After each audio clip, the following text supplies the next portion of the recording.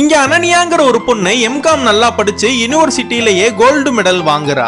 இந்த பொண்ணை பார்த்த ஒரு பணக்கார வீட்டு பையனுக்கு இந்த பொண்ணை ரொம்ப பிடிச்சு போயிருது. இத அவங்க அப்பா அம்மா கிட்ட சொல்லி அந்த பொண்ணு வீட்டுக்கு போய் முறைப்படி பொண்ணும் கேக்குறாங்க. பையனும் நல்லா படிச்சிருக்கான், நல்ல வேலையில இருக்கான், வசதி வாய்ப்பா இருக்கறனால பொண்ணு வீட்லயும் ஓகே சொல்லிடுறாங்க. இவங்க ரெண்டு பேருக்குமே நல்லபடியா என்கேஜ்மெண்ட் ஆகி ரெண்டு பேருமே ஒருத்தருக்கு ஒருத்தர் நல்லா பேச ஆரம்பிக்கிறாங்க. சும்மா இருக்கிற இந்த பொண்ணை நம்ம வெளியில போலாம் வான்னு சொல்லி வற்புறுத்தி கூப்பிடுறான்.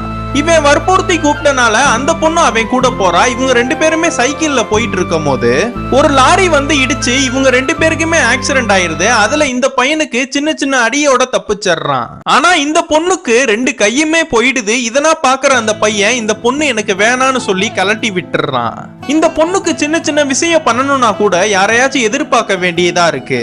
இந்த பொண்ணு ஒரு நாள் ரூம்ல உட்கார்ந்து இருக்கும் போது இந்த பொண்ணுக்கு பாத்ரூம் வருது. அதனால அவங்க அண்ணனை கூப்பிடலாமேன்னு பார்த்தா அவன் காதுல ஹெட்போன் மாட்டிட்டு பாட்டு கேட்டுட்டு இருக்கான். அதனால இந்த பொண்ணு கூப்பிடுறது அவனுக்கு காதுலே விழ மாட்டேங்குது.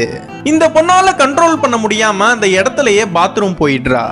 தீபாவளி அன்னைக்கு இந்த பொண்ணு வீட்டுக்குள்ள இருக்கிறப்ப திடீர்னு தீ பிடிச்சிருது. அதனால வெளியில வந்து யாரையாவது கூப்பிடலாமேன்னு பார்த்தா வெளியில வெடி சத்தத்துல வெளியில இருக்கிறவங்களுக்கு இவ கூப்பிடுறது காதுலயே விழ மாட்டேங்குது.